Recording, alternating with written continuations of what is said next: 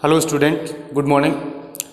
आज अपन bank reconciliation statement का question number 8 और 9 लेंगे। देखो 7th क्वेश्चन तक अपने कंप्लीट हो गए थे। क्वेश्चन नंबर 8 आपके छोटा सा दिया हुआ है। क्वेश्चन में बोल रहा है बैंक रिकन्सिलिएशन स्टेटमेंट आपको प्रिपेयर करना है। सबसे पहले आपके balance as per passbook mister Kumar का दिया हुआ 3000 रुपीज़। तो आपने ये अपने स्टेटमेंट प्लस माइनस के कॉलम,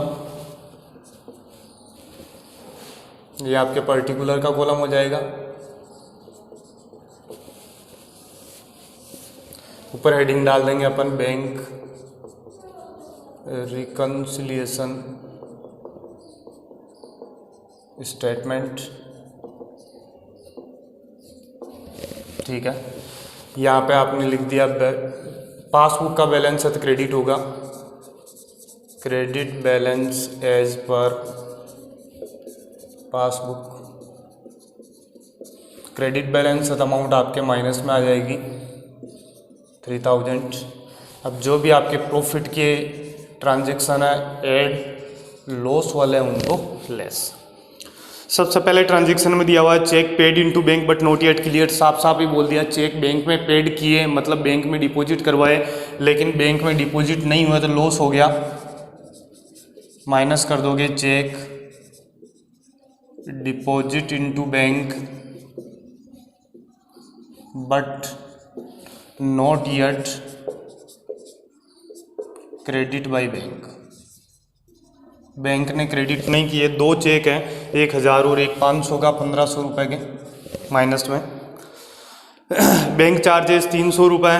बैंक चार्जेस नाम दिखते ही लॉस होता है, तो bank charge debit by bank loss है कितने का, 300 रुपये, तो ये भी माइनस में लिख दिया।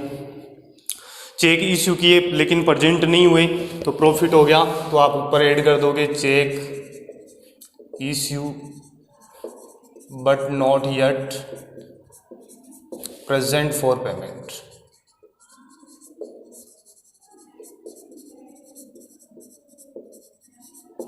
पेमेंट के लिए प्रेजेंट नहीं हुआ।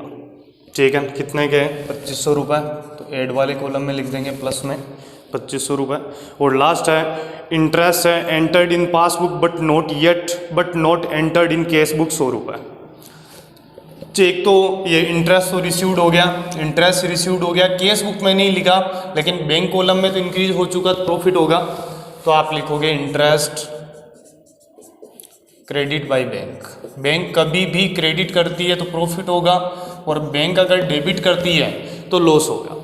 ठीक है, अब आप प्लस माइनस कर सकते हो, इसको अपना आंसर निकाल सकते हैं। ज़्यादा इधर है तो इधर अपन ने टोटल कर लिया 4800 रुपये हो रहे हैं। इसमें से माइनस कर दो 2500 रुपये, तो 2300, 100 रुपये माइनस कर दो तो 2200 रुपये, तो बैलेंस आपकी कितना आ गया, 2200 रुपये।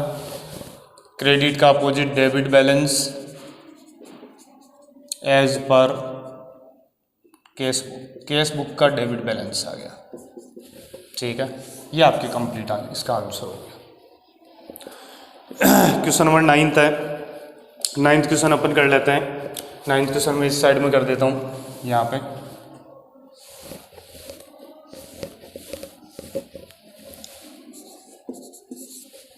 Bank reconciliation statement.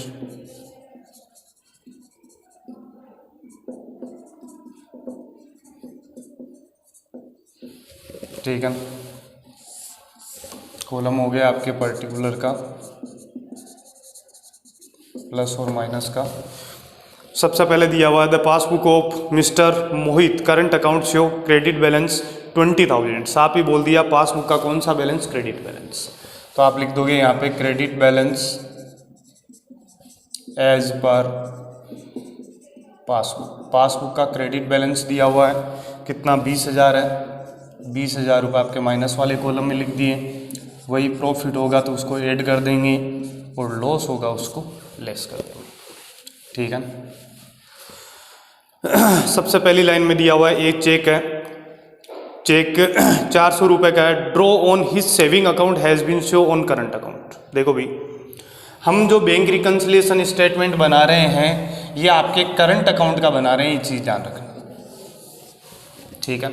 हम जो बैंक रिकन्सिलेशन स्टेटमेंट बना रहे हैं किसका बना रहे हैं, करंट अकाउंट का।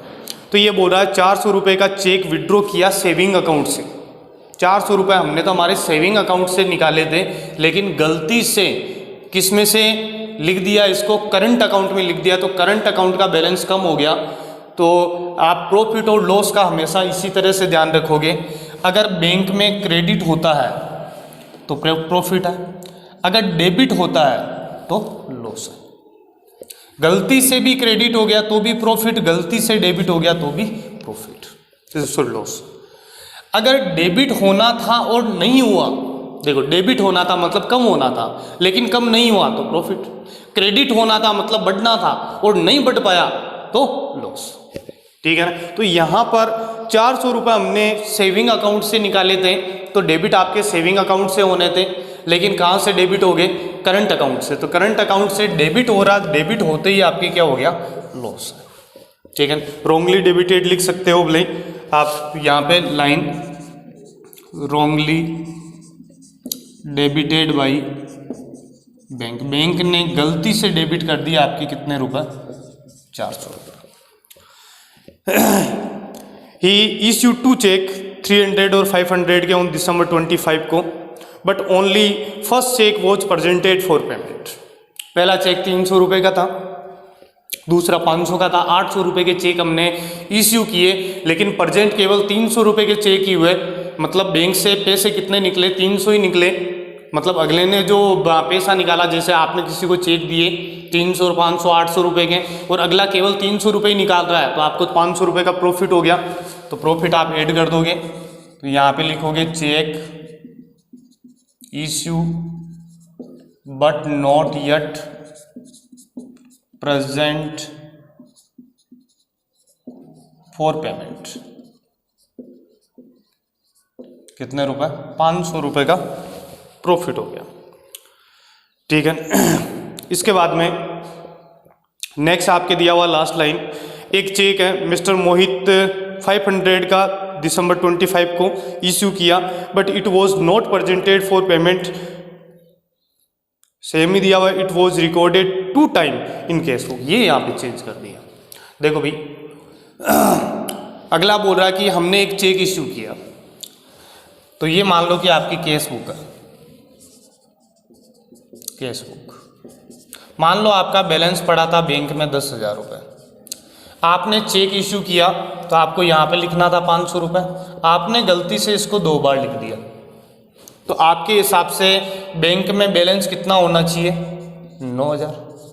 लेकिन अगले ने, ये आपके पासबुक है, पासबुक में 10,000 पड़े थे, लेकिन अगले ने चेक को प्रेजेंट ही नहीं किया, तो यहाँ से आपके माइनस कितने हुए, कुछ भी नहीं, अगले ने प्रेजेंट ही नहीं किया। तो आपके हिसाब से बैंक में बैलेंस कितना होना चाहिए, 9, और वास्तव में बैंक में बैलेंस कितना पड़ा है, पूरा 10,000।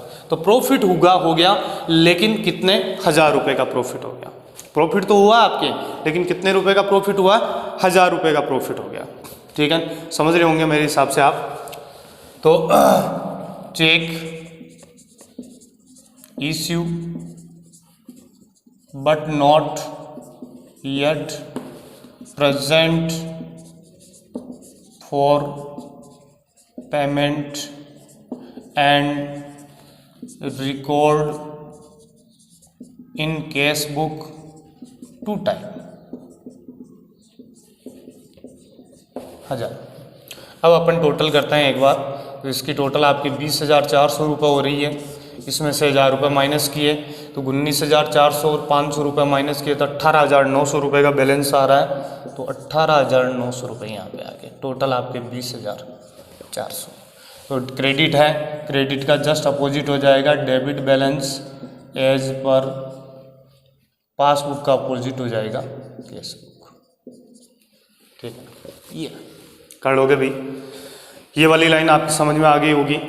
इसको आप चाहो तो एक बार दोबारा समझ सकते हो कि ये 1,000 रुपये का प्रॉफिट कैसे हुआ। देखो, ये आपकी कैश बुक है, ये आपकी पासबुक है, ठीक है ना। यहाँ पे कैश बुक में आपका बैलेंस पड़ा था, मान लिया अपन ने 10,000, पासबुक में भी आपके 10,000 रुपये पड़े थे। ये एंट्री, यहाँ पे एंट्री कौन करता है, बैंक करता है, और यहाँ पे एंट्री कौन करता है, हमारा अकाउंटेंट करता है। तो जैसे ही मैंने किसी को चेक दिया तो चेक दिया तो आप यहाँ पे लिखते हो केस बुक पढ़ के आए हो, लेकिन आपने गलती से 2 बार लिख दिया इसको 500 तो आपके हिसाब से बैलेंस सीडी आपके बैंक में बैलेंस कितना होना चाहिए, 9,000 रुपये होना चाहिए। लेकिन हमने जिसको चेक दिया उसने बैंक से पैसे निकाले ही नहीं, प्रेजेंट ही नहीं किया बैंक में, तो बैंक में अब भी आपका बैलेंस कितना पड़ा है, 10,000 ही पड़ा है। आपके हिसाब से बैंक में बैलेंस कितना होना चाहिए, 9, और बैंक में जाके चेक किया तो बैलेंस कितना निकला, 10। तो कंपेयर करके देखा तो बैंक बैलेंस हमारा ज़्यादा है तो प्रॉफिट ही है, तो 1,000 रुपये का प्रॉफिट हो गया। ठीक है, तो क्वेश्चन नंबर 8 और 9 आपके कंप्लीट हो गए। क्वेश्चन नंबर जो 10 है वो आपके नेक्स्ट वाली वीडियो के अंदर अपन लेंगे। 10th और 11th क्वेश्चन टोटल आपके लगभग अगर अपन देखें काफ़ी है, 18 क्वेश्चन है। ठीक है, तो 9 क्वेश्चन मैंने करवा दिए।